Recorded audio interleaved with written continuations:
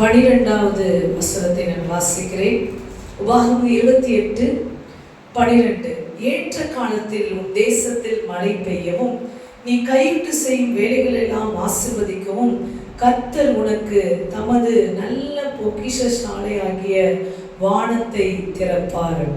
ஆமென், ஹல்லேலூயா. நீ கடன் அநேக சாதிகளுக்கு கடன் கொடுப்பாய், நீயோ கடன் வாங்காதிருப்பாய். ஆமென், ஹல்லேலூயா. ஆண்டவர் இந்த மாதம் நமக்கு சொல்லுகிறார், வானத்தை திறப்பார். ஆமென், ஹல்லேலூயா. நமக்கு ஒத்தாசை அனுப்ப போகிறார் ஆண்டவர். ஆமென். எதற்கெல்லாம் ஒத்தாசை செய்ய போறாரா? நீங்க கையிட்டு செய்கின்ற வேலைகளுக்கு ஒத்தாசை அனுப்புகிறார். முதலாவது அதே ஆண்டவர் செய்கிறார், கை பிரயாசங்களுக்கு கர்த்தர் ஒத்தாசை அனுப்புகிறார். ஆமென், ஹல்லேலூயா. தேசத்துல மழை பெய்ய பண்ணுகிறார். அப்படின்னா எதெல்லாம் ஏக்கத்தோடு வறட்சியான நிலையில் இருந்தீங்களோ அந்த பகுதிகள் எல்லாம் தேவனுடைய ஆசீர்வாதம். மழை என்பது ஆசீர்வாதம். ஆமென். அதனால ஏற்ற காலத்துல ஆசீர்வாதமான மழையை எதற்கு கர்த்தர் ஒப்பிடுகிறார்? ஆசீர்வாதம். மழை வரும்போது புல் பூண்டுகள் முளைத்து அது பசுமையாய் செழுமையாய் மாறுகிறது. அதுதான் ஆசீர்வாதம். ஆமென். வறட்சியான ஒரு இடத்துல யாராலுமே ஜீவிக்க முடியாது. ஆனா செழிப்பான இடத்துல வாழ்வதற்கான எல்லா காரியங்களும் உண்டு. அப்படிதான் தேவன் இந்த மாதம் நம்மை ஆசீர்வதிக்கிற தேவனாக இருக்கிறார். ஆமென், ஹல்லேலூயா. கர்த்தருக்கே மகிமை உண்டாகட்டும். Thank you Jesus. இந்த வானத்தை திறப்பார் என்று நான் முதலாவது சொன்னேன். இந்த வானத்தை திறக்கிறதுல ஆண்டவர் முதலாவது செய்கிற காரியம் என்ன அப்படின்னா, இஸ்ரவேல் ஜனங்களை கானானுக்கு தேவன் நடத்தி கொண்டு போகிற போது அங்கு அவர்களுக்கு பசி உண்டாயிற்று. அப்பொழுது ஆண்டவரை நோக்கி அவர்கள் கூப்பிட்ட போது ஆண்டவர் வானத்தை திறந்தார். ஆமென், ஹல்லேலூயா. இந்த மாதம் கர்த்தர் வானத்தை திறந்து உங்களை போஷிக்கிறவராய் இருக்கிறார். ஹல்லேலூயா. உங்கள் விண்ணப்பங்களுக்கு பதில் கொடுக்கிறவராய் இருக்கிறார். ஆண்டவர் ரிப்ளை பண்றாரு, உங்களை போஷிக்கிறாரு. உங்கள் தேவைகள் சந்திக்கப்படும் மாதம்.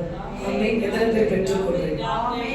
ஏன்னா அன்னைக்கு அப்பம்தான் தேவையா இருந்துச்சு, பசியா இருந்தாங்க.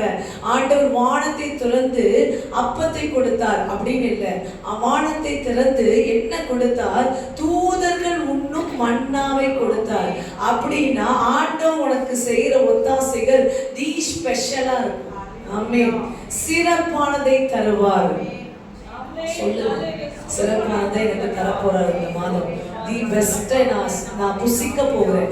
அவங்க தூதர்கள், நீங்க இப்ப தூதர்கள் ஒண்ணு மண்ணா சாப்பிடணும்னு ஆசைப்பட்ட முடியுமா? முடியாது. ஆனா கர்த்தர் என்ன செய்யறாரு? அவர்கள் பசியா இருந்த போது ஸ்பெஷல் ஃபுட் கொடுத்தார். நீங்க பசியா இருக்கும் போது சாதாரண ஃபுட் ஆர்டர் கொடுக்க போறது இல்ல. நீங்க பசியா இருக்கும் போது சாதாரண ஒத்தாசையை கர்த்தர் அனுப்ப போறது இல்ல. இந்த ஸ்பெஷல் காரியத்தை கர்த்தர் உங்களுக்கு செய்ய போகிறார். அவர் மட்டும்தான் நமக்கு ஸ்பெஷலா நம்மளை வைக்கணும்னு நினைக்கிறாங்க. உலகத்துல யாருமே நம்ம யாருக்குமே நம்ம ஸ்பெஷல் கிடையாது. கர்த்தருக்கு நம்ம ரொம்ப ரொம்ப special. Each and every one is special. அதனாலதான் ஆண்டவர் சொல்றாரு, அநேக அடைக்கலான் குருவிகளை பார்க்கலும் நீங்கள் விசேஷித்தவர்கள் அல்லவா, you are special for me ஆண்டவர் சொல்றாரு.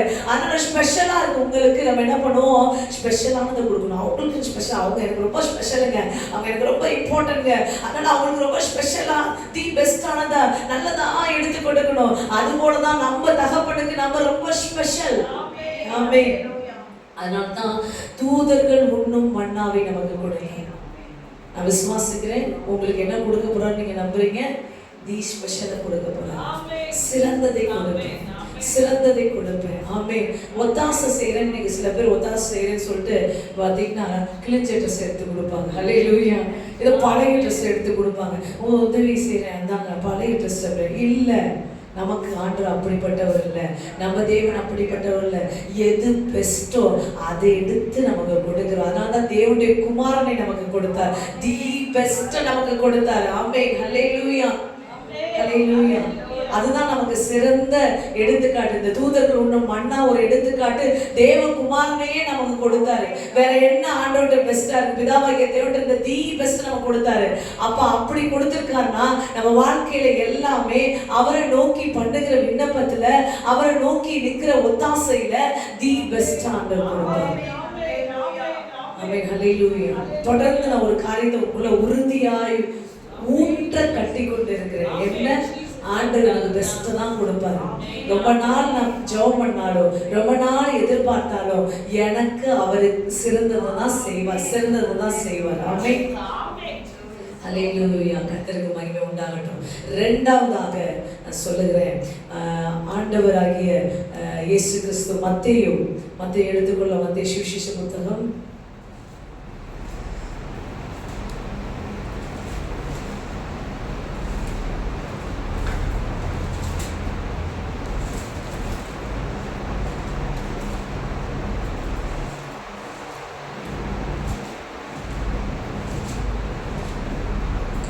3ஆம் அதிகாரம் 14வது வசனத்தை வாசிக்கிறேன். யோவான் அவருக்கு தடை செய்து, நான் உம்மாலே ஞானஸ்தானம் பெற வேண்டியதா இருக்க நீ என்னிடத்தில் வரலாமா என்ற. இயேசு அவனுக்கு பிரதியுத்தரமாக, இப்பொழுது இடம் கொடு, இப்படி எல்லா நீதியும் நிறைவேற்றுவது நமக்கு ஏற்றதா இருக்கிறது என்றார். அப்பொழுது அவருக்கு இடம் கொடுத்தான். இயேசு ஞானஸ்தானம் பெற்று ஜலத்திலிருந்து கரையேறிய உடனே இதோ வானம் அவருக்கு திறக்கப்பட்டது. தேவ ஆவி புறாவை போல இறங்கி தம்மேல் வருகிறதை கண்டார். அன்றியும் வானத்திலிருந்து ஒரு சத்தம் உண்டாகி, இவர் என்னுடைய நேசகுமாரன், இவரில் பிரியமாய் இருக்கிறேன் என்று உரைத்தது. ஆமென். ஹல்லேலூயா. நீ தேவனுடைய நீதியின் பிரகாரம் நடக்க என்றைக்கு உன்னை அர்ப்பணிக்கிறியோ அன்றைக்கே உனக்கு வானம் திறக்கப்படுகிறது. இயேசு கிறிஸ்து தேவனுடைய நீதியை நடப்பிக்க தன்னை அர்ப்பணித்த பிறகு வானம் திறக்கப்பட்டது. நீ தேவ நீதிக்காக உன்னை திருப்பும் போது, இயேசுக்கு பிரியமா வாழ உன்னை திருப்பும் போது உனக்கு எப்பொழுதும் வானம் திறக்கப்பட்டுதான் இருக்கும். ஆமென். இப்பதான் நீங்க சந்தோஷப்பட்டு களி கூறணும். இயேசு யாருன்றத பிதாவாகிய தேவன் ரிவீல் பண்றாரு, வெளிப்படுத்துறாரு. ஆமென். இயேசு யார் என்பதை பிதாவாகிய தேவன் வெளிப்படுத்தின முதல் இடம். ஆமென். பிதாவாகிய தேவன் வானத்தை திறந்து தம்முடைய சத்தத்தை உண்டு பண்ணி, இதோ என்னுடைய நேசகுமாரன், இவரில் பிரியமாய் இருக்கிறேன். ஹல்லேலூயா. இயேசு யாரு என்பதை உலகத்துக்கு பிதாவாகிய தேவன் வெளிப்படுத்தினார். இந்த மாதம் நீங்க யாரு என்பது, நீங்க ஆண்டவருக்கு யாருன்றத கர்த்தர் இந்த உலகத்திற்கு வெளிப்படுத்துகிற ஒரு மாதம் ரிவீல் பண்ண போகிறாரு. நீங்க யாரு? கடவுளுடைய பிள்ளைகள், தேவனுடைய குமாரத்திகள், தேவனுடைய குமாரர்கள் என்பதை உலகத்திற்கு, உங்களை சுற்றி இருக்கிறவங்களுக்கு, வேடிக்கை பார்த்து அந்த யோர்தானை சுற்றுகின்ற அத்தனை பேருக்கும் இவர் தேவனுடைய குமாரன் என்ற சத்தம் உண்டாயிற்று. அதே போல உங்களை குறித்த ஒரு சத்தம் பரத்தில் இருந்து இந்த நாட்களில உண்டாகும். உங்களுக்காக தேவன் பேசுவார். உங்களுக்கும் தேவனுக்குமான உறவை தேவன் வெளிப்படுத்துகிற மாதம். ஆமென். ஹல்லேலூயா. ஹல்லேலூயா. Thank you Jesus. Thank you Jesus. எத்தனை பேர் பெற்றுக்கொள்றீங்க? ஆமென்.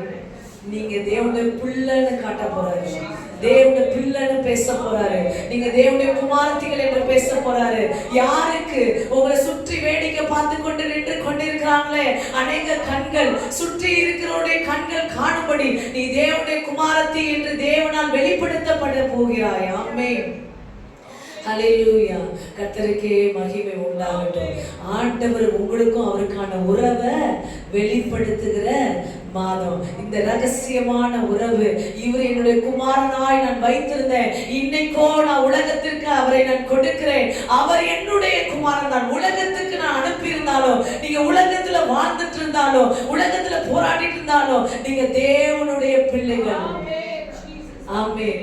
இதை கர்த்தர் வெளிப்படுத்துகிற ஒரு மாதம். ஆமென். ஹல்லேலூயா. மூன்றாவதாக அப்போஸ்தலர் புத்தகத்தை நாம் எடுத்துக்கொள்ளலாம். Thank you Jesus.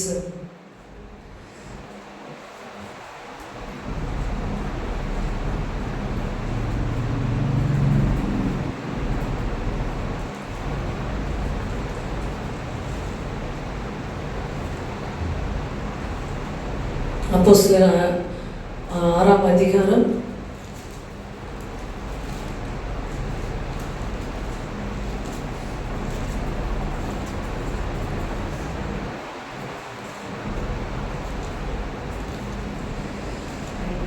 7ஆம் அதிகாரம் எடுத்துக்கொள்ளுங்க. 7ஆம் அதிகாரம் 55வது வசனத்திலிருந்து நான் வாசிக்கிறேன். யாரை குறித்து சொல்லப்பட்டிருக்குன்னா, ஸ்தேவானை குறித்து சொல்லப்பட்டிருக்கிறது. அவன் பரிசுத்த ஆவியினாலே நிறைந்தவனாய் வானத்தை அண்ணாந்து பார்த்து தேவனுடைய மகிமையும் தேவனுடைய வலது பரிசுத்தில் இயேசுவானவர் நிற்கிறதையும் கண்டு, அதோ வானங்கள் திறந்திருக்கிறதையும் மனுஷகுமாரன் தேவனுடைய வலது பரிசுத்தில் நிற்கிறதையும் காண்கிறேன் என்றான். ஆமென். இந்த மாதம் நீங்கள் தேவனுடைய மகிமையை காண்கிற மாதம், வானத்தை திறக்கிற மாதம். கர்த்தர் வானத்தை திறந்து ஸ்தேவானுக்கு தன்னுடைய மகிமையை எப்படி காண்பித்தாரோ, உங்கள் வாழ்க்கையிலும் தேவனுடைய மகிமையை நீங்கள் காண்கிற மாதமாய் இருக்கிறது. ஆமென். ஹல்லேலூயா. Thank you Jesus. Thank you Lord. குமாரனாகிய இயேசு கிறிஸ்துவை அவர் காணும்போது அந்த மகிமை அவருக்கு பெரிதாக இருந்தது.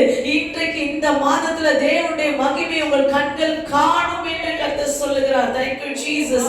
நன்றி இயேசுவே. பரலோக தரிசனங்களை காணுவீங்க.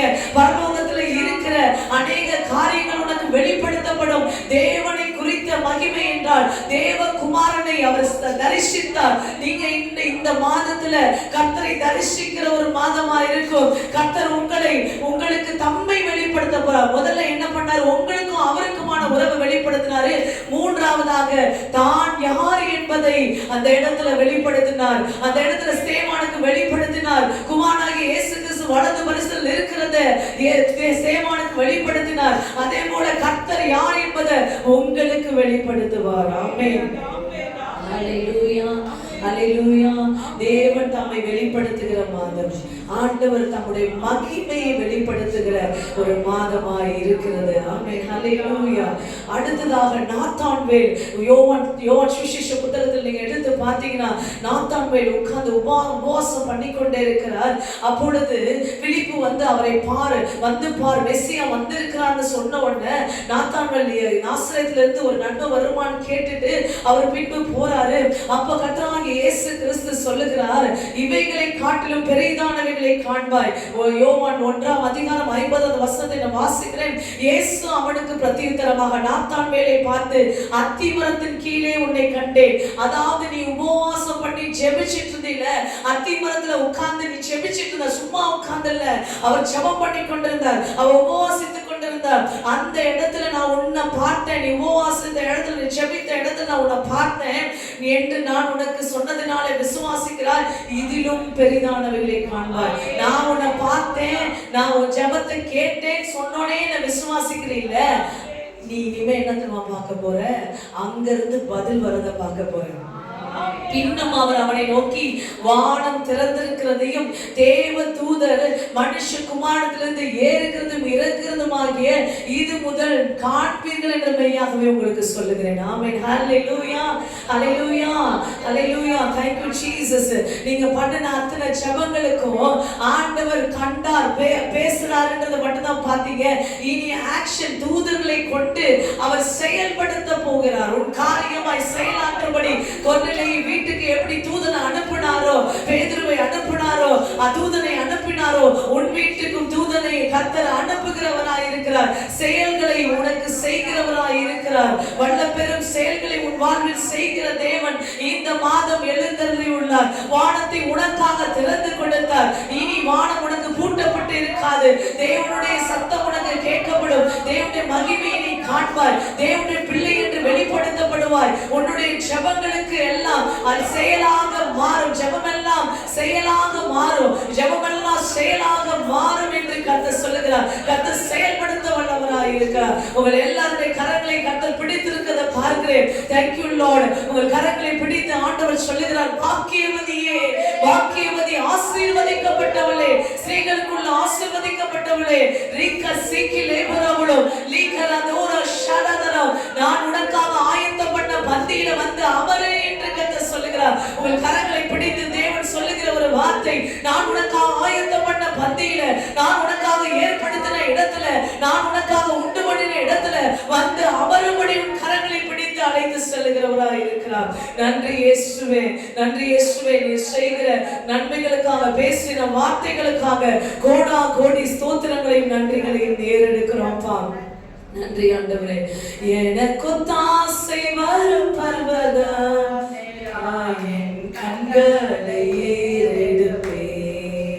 வா